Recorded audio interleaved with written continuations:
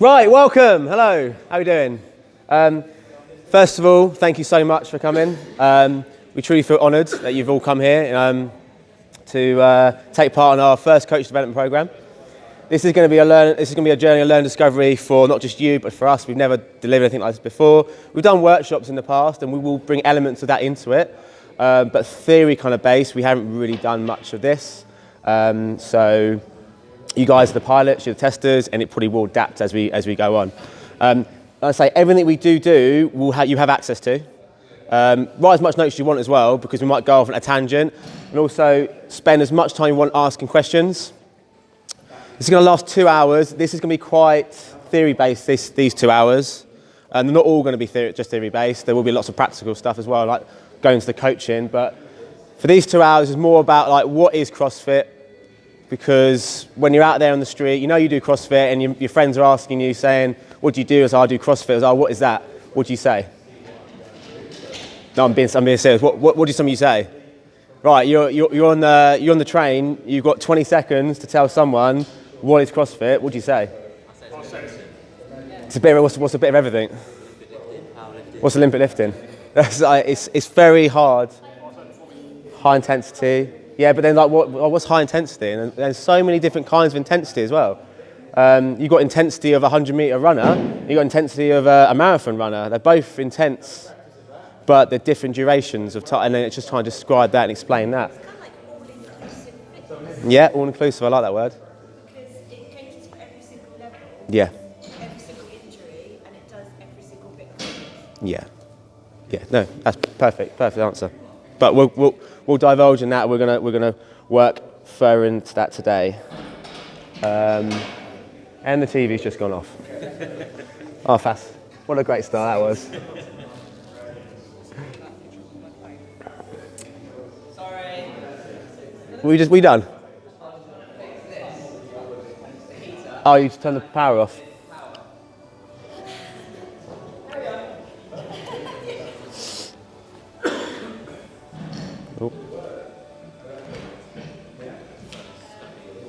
Okay, so how we describe CrossFit, as you've probably heard this before, it's constantly varied, it's functional movements, and it's performed at a high intensity. But then kind of like, what are these words? Like, what is constantly varied, what these functional movements are, how do you explain them, how do you define them?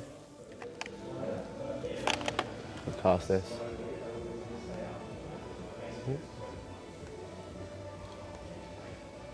Just get this casted. Because it's easy, 20 seconds, you can roll off constantly varied functional movements, high intensity, but then like, what is that? So, to go further into it, once the screen's coming on.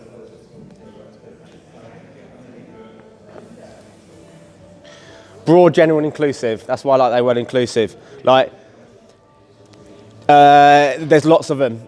It's our body's biomechanics, so it's the way our bodies are meant to move, like way our muscles are meant to move, way our joints and our bones are meant to move, and everyone can do it, and you can scale and adapt them for everybody as well. It's also it's GPP, it's general physical preparedness. Like we're preparing ourselves physically for life outside, whatever that might be, and it's for the general population. It's for the most.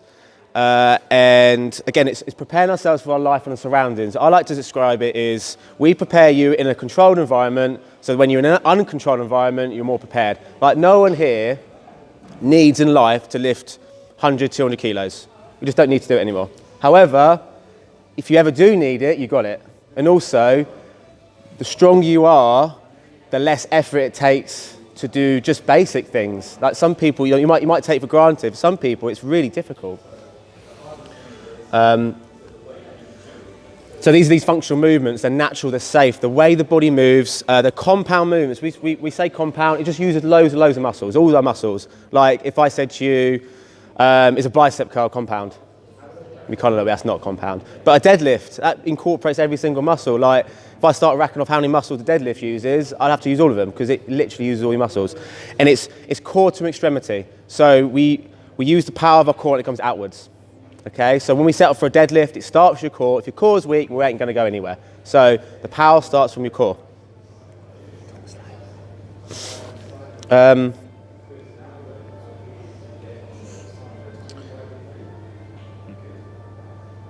So, how do we, these functional movements, they're going to produce power. And how are we going to define this power? How do we measure this power? We've got force times distance divided by time. We'll go a bit more into that. And that's how we kind of like, if you ever used Beyond the Whiteboard, that was quite good at using that as well. You could put in what weight you lifted, how many reps you lifted it for, and what time it was. And it kind of gave you an average power output. And that's kind of what, and if your power is more one time than another time, that's when you're getting fitter or you're working harder, so the intensity is going up. So going into the next one, intensity, that's how we kind of define intensity. That's how we, like, how much power we are producing, and being able to have to calculate that. So it's that force times, it's that force times distance divided by time. It's going to give us our power, and that's how we can measure, see if we're getting stronger, we're getting fitter, if we're working harder. And it's average power as well, because you could be working really, really hard for the first, like, 10 seconds of a workout. However, if it's a 20-minute workout and you gas yourself for the first 10, you're not producing that much power over 20 minutes. If that makes sense. Then with intensity, what brings results. So the more intense we work out, the more intense we move, the greater your body needs to adapt to that. Okay, and it's going to adapt so you get stronger, you get fitter, you get faster. How if we don't give it that intensity, your body doesn't need to adapt. So this is why it's really important with workouts to scale correctly. Like when we do a workout, we are not competing, we are training. Like as soon as you compete, like sometimes you don't know what's going on or what's happening. Like if you see, it's like in any sport, if you see someone out on a rugby pitch, they don't train like that. They will do anything to get for that ball. They will live and they will die for that ball. They will dive in front of anything and they might hurt themselves. And that's when it becomes, that's when sport can be quite dangerous, because you take yourself into a situation where it's not controlled and things might happen, but they don't train like that, okay? And it's the same with the CrossFit. You see the CrossFit Games, everyone just thinks, if you say CrossFit, they'll Google CrossFit, they go to CrossFit Games, it's like, oh my God, that is, some of the stuff they do is like, oh my God, it's cringy, horrific. But they don't train like that. They train well, so then when they put themselves into that situation, they can do that, and the likelihood of injury goes right down. How do you present it?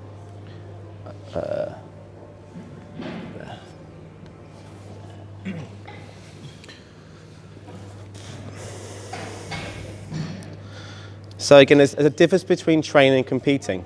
When we train, we want to train, and we want to move well. If we start competing, we don't move well. It's like a movement pattern. We've got to create good movement patterns. It doesn't take long to uncorrect a good movement pattern. It takes a few hundred movements of a bad. So say you've got a really good squat, and suddenly, right, I'm going to go really, really quick, and that squat just goes to hell. Like the heels come off and the knees collapse in, and then before you know it, that squat, you should have a really good squat before. That's kind of you've untrained that good movement pattern to a bad movement pattern, and over just a couple hundred movements. To get it back to a good movement pattern, it could take thousands.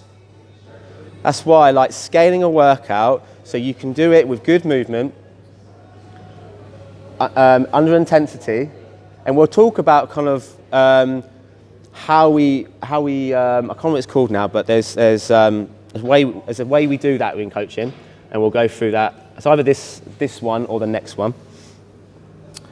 So that's the intensity. Okay, so it's like, what is fitness? How do we describe fitness? And there's a couple of models. There's 4 models. Yeah. So the first one, you've got the 10 general physical skills, cardiovascular, stamina, strength, all these things up here. So just go into it a little bit more. So cardiovascular, the ability of your body system to gather, process and deliver oxygen. How well can your body use its heart and lungs? How well can it take in oxygen and fuel your muscles? Okay, it takes practice. You know, you don't just become really good at it. You've got to take lots of practice at it. Your body just gets better at it as it goes on. Stamina, the ability to your body system to process, deliver, store, utilize energy. They're so similar. Okay. But we say the best way to I would describe stamina as you're potentially like doing like bench press and you've got to do 10 reps. There's some stamina. Whereas cardiovascular is thinking like rowing, you've got to keep that going. That's more dependent on your aerobic system. Stamina is, do you have enough energy in your muscles, for example, for 10 reps of a bench press, so your ATP system, there's this one system over here, and also if you're in a marathon, for example, that applies there because you need enough glycogen in the muscle to do it, and you can be well adapted to that, two different things. So Cool. that's how I think of it. Strength. So the ability of a muscular unit or combination of muscular units to apply force. And there will be a model in this coach development program where we do go through a bit more anatomy and how that muscles work. So it's a sense of like it's all or nothing. So your muscles either contract or they don't contract. They don't just part contract. So say you're lifting a deadlift, but it's not that heavy. It's not all your muscles part contracting. It's 50% of your muscles fully contracting. How about that? And obviously, the more muscle you got, the more muscle you can get to contract, the more you can lift. Flexibility. Again, this is hugely important. You're going to find as you go on your journey, when you start lifting weights, what happens to flexibility? Just drops. Okay, so it's quite important to spend a bit more time, and we do like 5 minutes of stretching after workouts. The reason why sometimes we don't spend as much time stretching as maybe other places, or that much of emphasis on it, is because you're going to get more out of moving more than stretching more. So just it's more important to warm up than it is to cool down. I want to say that, okay? So if we can get you moving more for 5 minutes, you're going to get so much more out of it than if you're going to stretch for an extra 5 minutes. Power, the ability of your muscular unit or combination of muscle. So this is kind of like your strength, and then we're going to apply speed. So how quickly? So we've got all this strength. We can lift this heavy weight, but how quickly can we lift this heavy weight? Like from point A to point B, how quick can we lift it? That's why power clean. Like if you're very slow on the lift of a power clean, it's going to feel very heavy. But if you start to jump and you start to move, you start to speed it up, it feels lighter, doesn't it? So that's where that power comes from. Speed, ability to minimise the time cycle of a repeated movement. Let's just take like sprinting, for example, how quickly you can pump your legs. Quick speed. So these are organic components. We need to train to get these, to improve them. When we come down to more of these movements here, so coordination, agility, again, we do need to train to improve, but there's also a bit of practice going on there as well. We've got to practice, like coordination, be able to throw a ball. You know, it takes practice, like a child. Like they can't aim when they first do it, and then suddenly they can come down to more accuracy, but coordination of your limbs and what you're moving, and it's body awareness as well. Like if you were to close your eyes and be able to move without having to like see what's going on, you know, that's coordination.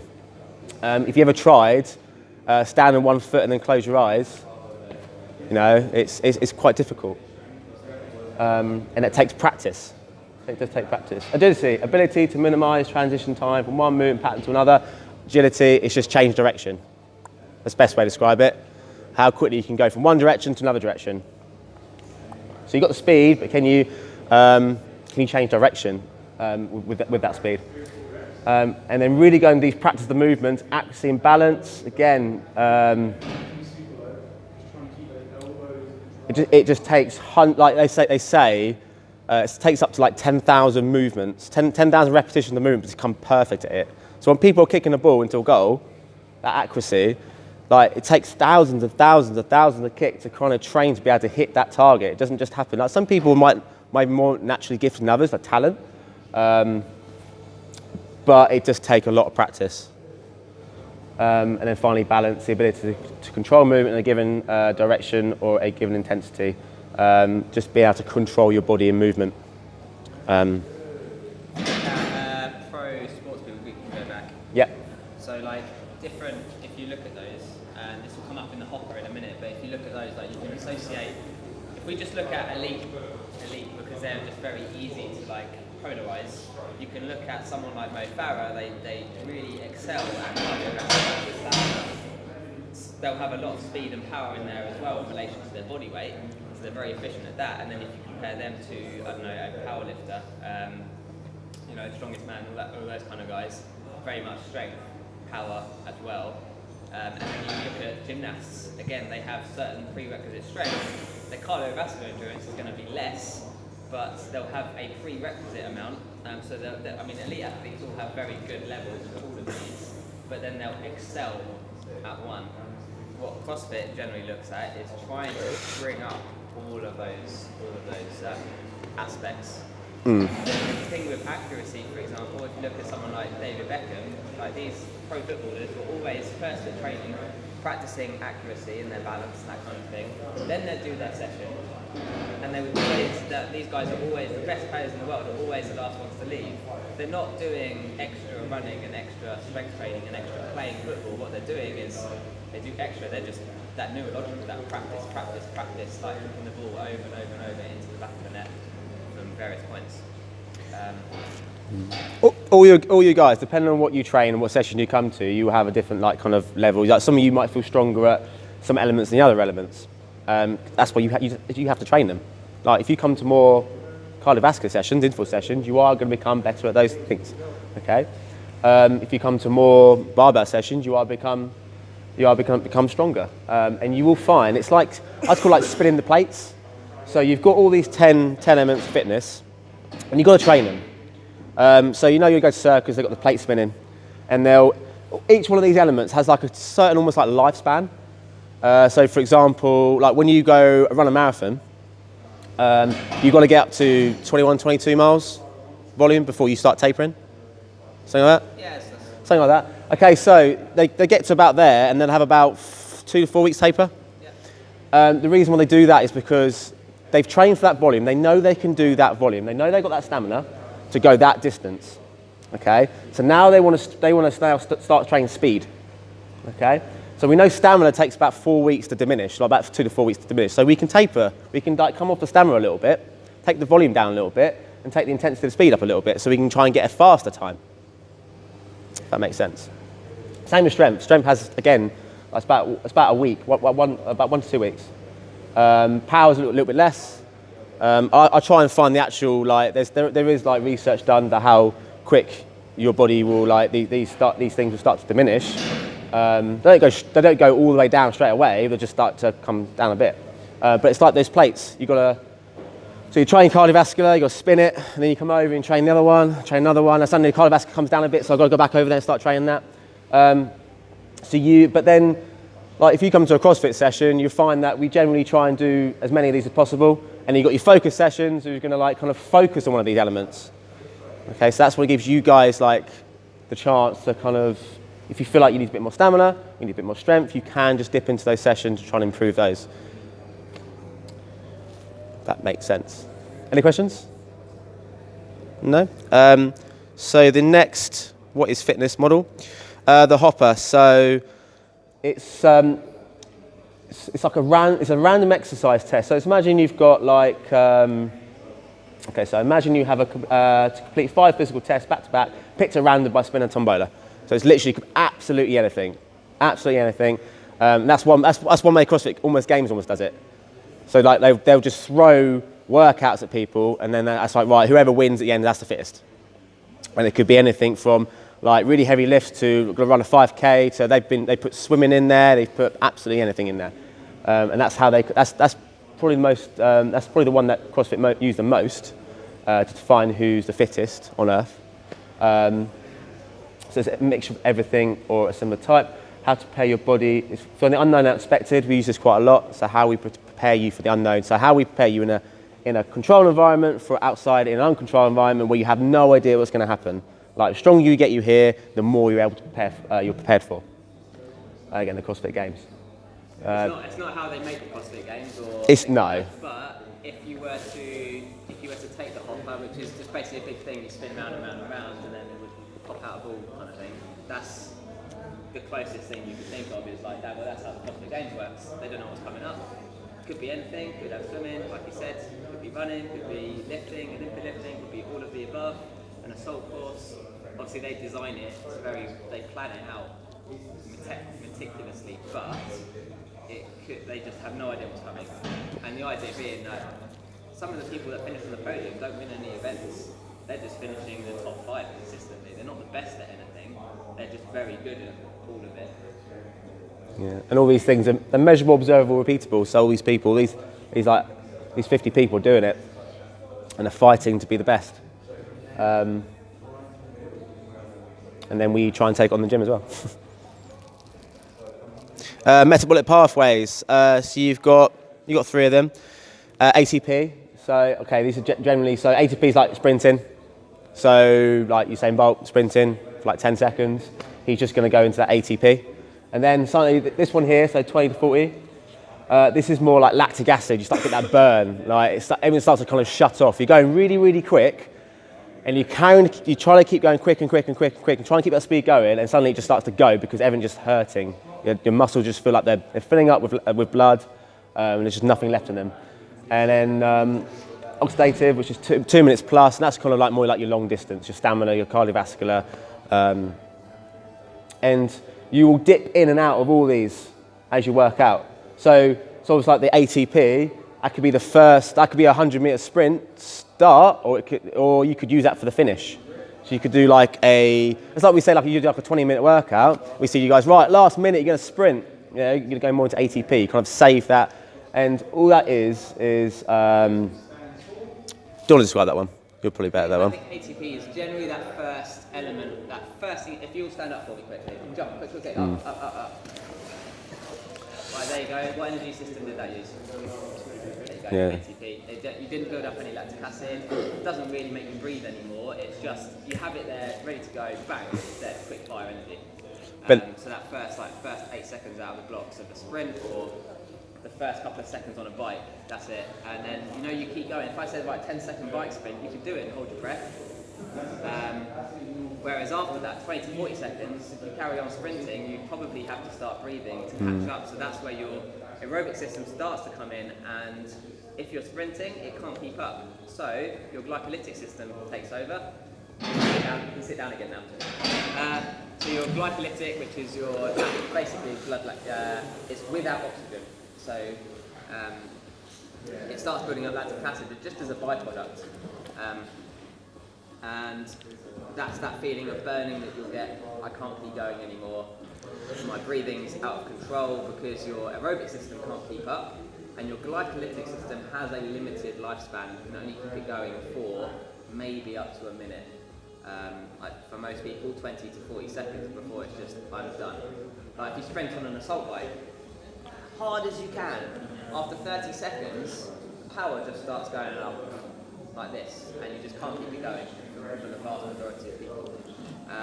And that's where your oxidative system takes the vast majority of the exercise. You're breathing really hard. The lactate system is running out, because everything's burning, and then what keeps going? Because you can keep going, but then you're relying on your aerobic system. Vice versa, if you start off slower, then your aerobic system can keep up. So your ATP system will get you off the blocks. That'll keep you moving. You are replenishing that all the time as you do it, but your oxidative system, so your aerobic system, basically using your oxygen as best as you can, as efficiently as you can, that's the one you can keep going. So if you set off a bit easier, you pace a workout, for example, 60-70% effort rather than 90, you can keep that going because it will keep up. You put the intensity up a little bit, that lactate system starts to kick in to keep up for you, but you can only keep it going for so long before that lactate just goes up, and then it'll spike like that, and that's where you have to slow down again. Does that make sense? I think that's why there's a big hype with creatine, supplementation. There's a lot of research out. It's one of the most proven supplements to actually work. It's replenishing your ATP. It just gives you a buffer. Gives you a buffer. So creatine, basically, is ATP completely new for anyone here? Yeah. So maybe is it completely new? Okay, so that's fine. So basically, it means adenosine triphosphate. It's a chemical, and then you've got creatine phosphate, which is another chemical. They break bonds, and there's a chemical reaction, and the release of those bonds produces energy.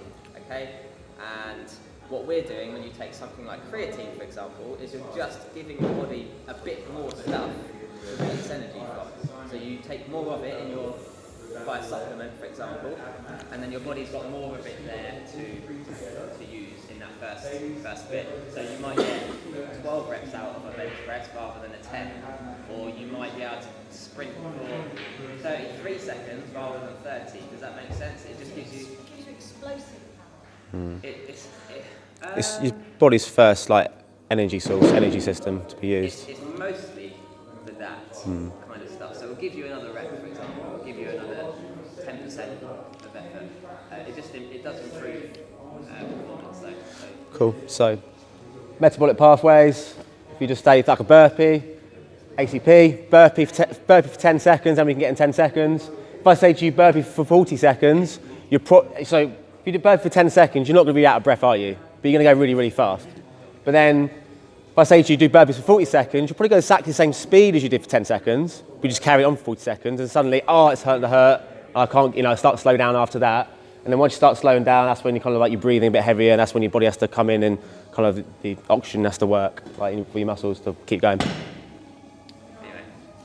So, metabolic pathways. Questions on stuff so far? Like, how are we doing? So metabolic pathway. In the old days, I would just go to the gym and you'd have a rowing machine or a running machine, and you'd have What? there's Is it? a point, if you keep your heart rate in this section, you'll do this. Is that fat burning? It's like you got your fat burning zone, yeah. Like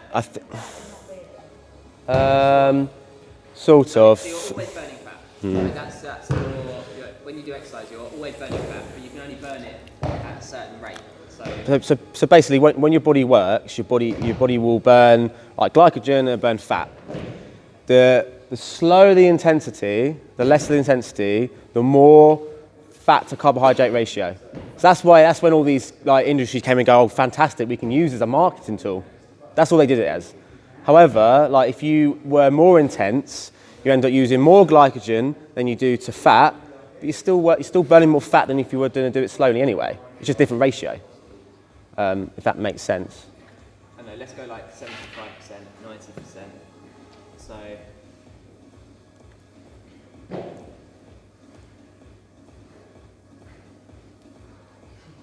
Trying to work out how the metabolic pathways can be used in training, I guess. So let's say, for example, your effort is at 50%. This is not an exact science. This is a kind of here's an idea of how it works.